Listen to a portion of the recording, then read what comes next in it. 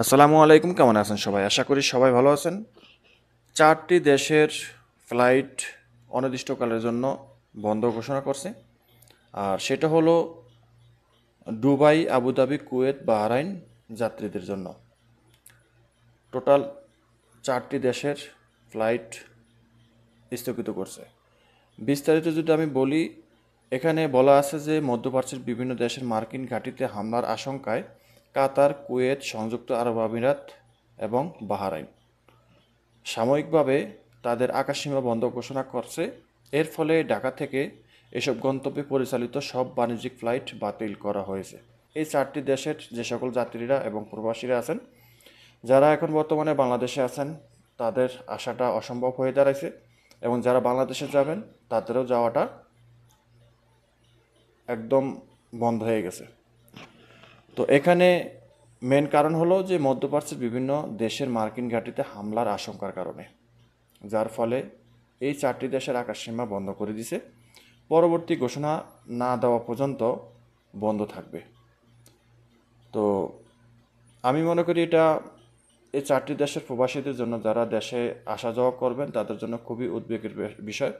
এখানে আরও বিস্তারিত বলছে, সোমবার 23 জুন মধ্যপ্রাচ্যের এই 4টি দেশের বেসামরিক বিমান চলাচল কর্তৃপক্ষ এবং পররাষ্ট্র মন্ত্রণালয় এক যৌথ ঘোষণায় জানিয়েছে, নাগরিক, অধিবাসী এবং ভ্রমণকারীদের নিরাপত্তা নিশ্চিত করতে এই পদক্ষেপ নেওয়া হয়েছে। পরবর্তী নির্দেশনা না দেওয়া পর্যন্ত দেশগুলোতে আগমন এবং বহির্গমন দুই ধরনের ফ্লাইটই স্থগিত থাকবে।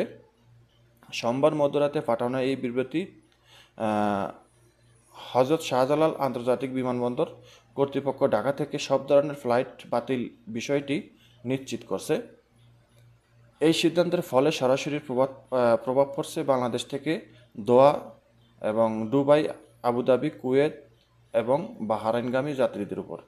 ঢাকা থেকে পরিচালিত Biman Bangladesh airlines, US Bangla airlines, Qatar airways, Emirates, fly Dubai, Kuwait airways, Gulf air সহ বেশ কয়েকটি এয়ারলাইন্স তাদের ফ্লাইট বাতিলের ঘোষণা দিছে। হজরত শাহজালাল আন্তর্জাতিক বিমানবন্দর জানায়, এই অবস্থায় নির্ধারিত যাত্রার আগেই এয়ারলাইন্সের সঙ্গে যোগাযোগ করে বিকল্প ব্যবস্থা নেওয়ার জন্য যাত্রীদের প্রতি আহ্বান জানিয়েছে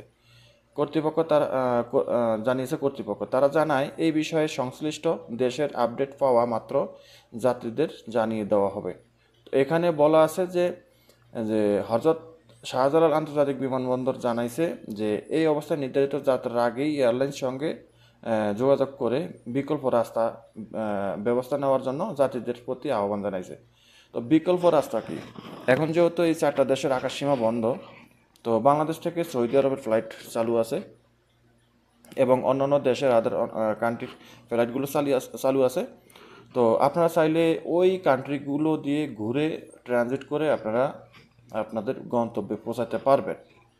তো এখন ওই দেশের আকাশসীমা বন্ধ, ওই দেশে তো কোনো ধরনের কোনো ফ্লাইট হচ্ছে না বা যাওয়া আসা করছে না, তাহলে মানে বিকল্প ব্যবস্থা কী তাহলে?